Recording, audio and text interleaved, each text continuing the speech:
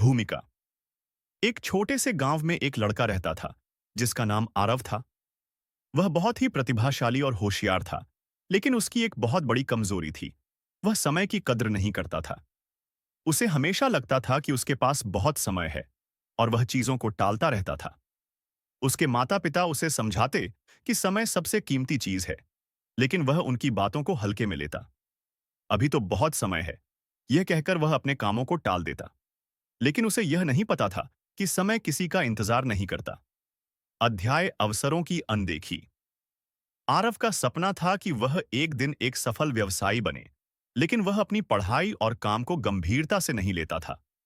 गांव के स्कूल में पढ़ते हुए भी वह अक्सर सोता रहता या दोस्तों के साथ खेलने चला जाता। जब उसके शिक्षक उसे पढ़ाई पर ध्यान देने के लिए कहते, तो वह कहता, अभी तो बहुत समय है, बाद में पढ़ लूंगा। एक दिन गांव में एक बड़े उद्योगपति आए, जो वहां के होनहार बच्चों को स्कॉलरशिप देने वाले थे। उन्होंने परीक्षा ली, लेकिन आरव ने पहले से पढ़ाई नहीं की थी, इसलिए वह पास नहीं हो सका। जब उसने अपने दोस्तों को स्कॉलरशिप जीतते देखा, तो उसे पहली बार महसूस हुआ कि उसने एक बड़ा अवसर खो दिया। अध्याय 2। समय का महत्व। आरव के पिता एक किसान थे। वे बहुत मेहनत करते थे और समय की कीमत को अच्छी तरह समझते थे।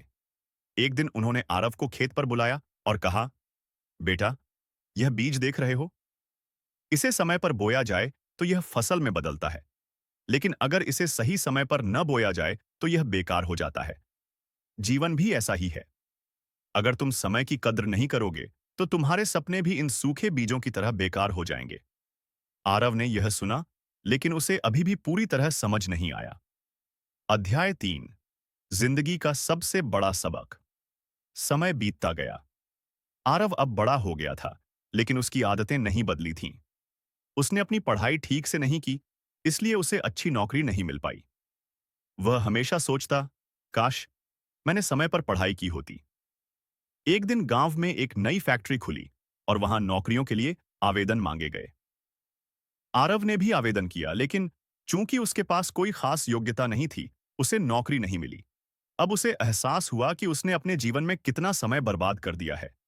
वह अपने माता पिता के पास गया और रोते हुए बोला, पिताजी, मुझे माफ कर दो। मैंने समय की कद्र नहीं की और अब मुझे पछतावा हो रहा है। अध्याय 4। एक नई शुरुआत। उसके पिता ने उसे सांत्वना दी और कहा, बेटा, समय बीत चुका है, लेकिन इसका यह मतलब नहीं कि सब कुछ खत्म हो गया है। अगर तुम आज से समय का सही उपयोग करो तो तुम्हारा भविष्य उज्जवल हो सकता है। आरव ने इस बार ठान लिया कि वह समय की कीमत समझेगा और उसे बर्बाद नहीं करेगा। उसने मेहनत शुरू कर दी। वह छोटे छोटे काम करने लगा, पढ़ाई फिर से शुरू की और अपने कौशल को विकसित करने में समय लगाया। धीरे धीरे उसकी मेहनत रंग लाने लगी। कुछ वर्षों बाद उसने अपनी खुद की एक छोटी दुकान खोली और फिर मेहनत करके उसे एक बड़ा व्यवसाय बना लिया। सीख। अब आरव सफल था, लेकिन उसने एक बात कभी नहीं भूली, समय की कीमत। जब भी कोई युवा उसके पास आता तो वह कहता, समय सबसे कीमती चीज है, इसे कभी व्यर्थ मत गंवाओ, क्योंकि जो समय एक बार चला जाता है वह कभी वापस नहीं आता। इस तरह आरव की कहानी हमें सिखाती है कि समय की कद्र करनी चाहिए, वरना बाद में सिर्फ पछतावा ही रह जाता है। ऐसी और भी मोटिवेशनल स्टोरी के लिए चैनल को सब्सक्राइब एंड वीडियो को लाइक करें।